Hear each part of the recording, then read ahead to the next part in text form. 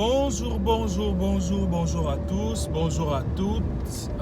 Aujourd'hui, on va juste parler d'un petit aspect qui arrive des fois dans plusieurs familles où les gens ne comprennent pas comment ça se fait que cet enfant-là est plus privilégié que l'autre, comment ça se fait que cet enfant-là est beaucoup plus aimé que l'autre et tout ça. Moi, j'aimerais dire dans le sens où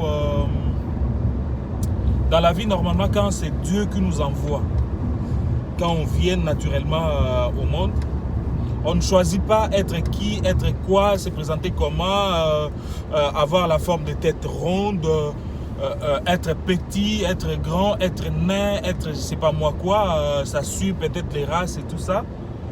Mais en fait, autre problème est aussi que quand on naît, il y a chacun qui naît avec son étoile en fait. Donc si vous voulez, il y a les gens qui sont devenus des présidents de la République. Je ne crois pas que quand ils étaient en train de sortir du ventre de leur mère ou leur papa disait que ben voilà, ça, je viens de mettre au monde un président de la République. Non, c'est pas ça.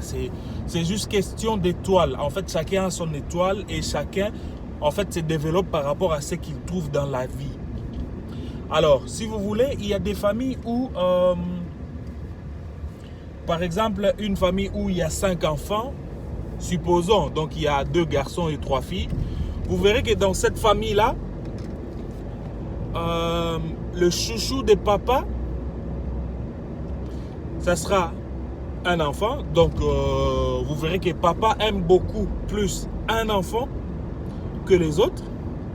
Et dans l'autre sens, vous verrez que maman aime beaucoup plus un enfant que les autres. Bon, en fait, ces soucis-là, ça provient d'où en fait? On ne sait pas, on cherche tous à comprendre pourquoi il y a des trucs comme ça. Moi, je me dis des fois, c'est pas des choses qui se choisissent. Non, en fait, ça vient naturellement comme ça, tu vois. Un enfant est beaucoup plus aimé par papa. Et vous verrez que quand papa retourne du travail, c'est à cet enfant-là qu'il met beaucoup plus son attention, comme par exemple pour servir à manger, comme par exemple pour, voilà, comme les papas, on sait bien, le soir comme ça, quand on retourne du boulot, et on se dit, ben voilà, on se repose un peu, ben, à 18h ou à 19h, on se dit, ben on va faire un petit tour pour prendre l'air. On ne prend pas maman. On prend l'enfant chéri des papas. Alors, ça arrive dans plusieurs familles. Il y a beaucoup de gens qui se posent ces questions-là. Moi, c'est que j'aurais conseillé aux gens, c'est que arrêtez de vous poser des questions parce qu'il y a des choses qu'on ne force pas. Il y a des choses qui viennent naturellement. Vous voyez, il y a des choses qui viennent naturellement. Par exemple, vous pouvez avoir 2, 3 enfants. Vous verrez que parmi les 3 enfants, il y a un enfant qui, voilà, cet enfant-là fait tout bien, il range tout bien, cet enfant-là est toujours rigoureux, cet enfant-là est toujours dynamique, cet enfant-là, voilà, c'est un peu comme ça, c'est un peu comme ça. Donc ce sont des choses qui viennent naturellement, on ne les force pas. Et c'est logique qu'un enfant comme ça, qui est rigoureux, qui est dynamique, voilà, qui prend soin des autres et tout ça pendant que les autres sont là devant la TV en train de s'amuser, en train de, je sais pas moi, faire quoi, l'autre enfant est en train de travailler, tout ça. C'est logique que papa et maman, ou alors papa ou alors maman puissent l'aimer beaucoup parce que c'est un enfant qui, voilà, qui fait beaucoup de choses qu'on ne demande même pas. En fait, il y a des tâches qu'on ne peut pas commencer tout le temps à écrire au tableau. Un tel va faire ça, tel va faire ci, tel va faire comme ça. Mais cet enfant-là, il se prend lui-même, donc avec ses initiatives et tout, il se permet lui-même de faire ça. Donc, c'est logique qu'on puisse l'aimer. C'est logique. C'est logique. Dans d'autres familles aussi, il y a des enfants qui... vous pouvez peut-être avoir 5 enfants ou 4 enfants ou 3 enfants.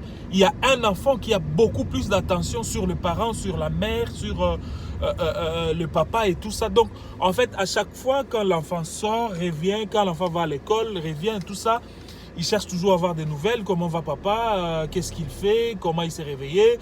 Comment il se porte? Est-ce qu'il va bien? Est-ce que cet enfant-là s'occupe toujours de sa mère, de son père et tout ça?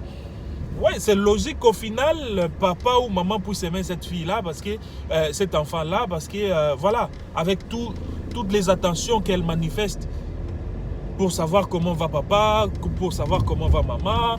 C'est cet enfant-là qui s'occupe de la famille. Bon, pas s'occuper de la famille comme telle, mais voilà, les visites familiales, aller visiter les gens, savoir comment ils vont. Voilà, c'est tout ça, quoi. Donc, en fait, moi, je me dis, il faut arrêter de se poser des questions. Arrêtez de se poser des questions parce que ce sont des histoires qui se font naturellement naturelles. Vous n'avez même pas à vous poser des questions de savoir comment ça se fait que maman a fait, papa a fait pour que cet enfant-là soit beaucoup plus aimé. Il ne suffit pas de se poser des questions. Alors, autre chose, par rapport aux relations aux relations amicales, excusez-moi, parce que les Français, des fois c'est pas notre langue. Alors, pour des relations amicales, par exemple, on a ce genre d'amis, je ne sais pas si ça existe comme ça, mais moi, je crois que je les ai classifiés comme ça. Il y a les genres d'amis qui sont toujours présents chez les autres, donc chez un autre ami. Donc, c'est-à-dire que pour lui, s'il passe une journée sans aller voir son ami, c'est peut-être un crime pour lui. Ça, c'est selon lui. Il y a d'autres amis qui restent chez eux. Alors, il préfère que ses amis, ses amis ou d'autres personnes viennent chez lui. Il y a d'autres personnes qui ne bougent pas, qui ne vont pas chez les gens et les gens ne viennent pas chez eux. Mais ils préfèrent en fait se rencontrer quelque part. Ben voilà, il vient là, on se voit et puis chacun retourne chez lui.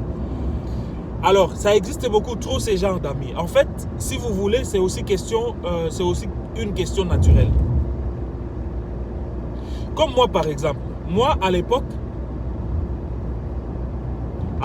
parce qu'aujourd'hui, ça a changé. À l'époque, j'allais toujours chez mes amis. Toujours.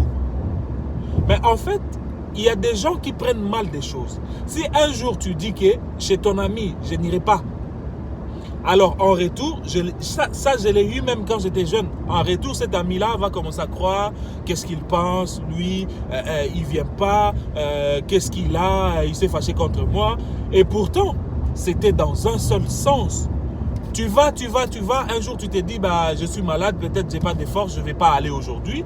Ben, l'autre là qui ne vient jamais chez toi, il commence à dire, ben voilà, écoute, je crois qu'il s'est fâché contre moi, je ne sais pas qu'est-ce qui s'est passé.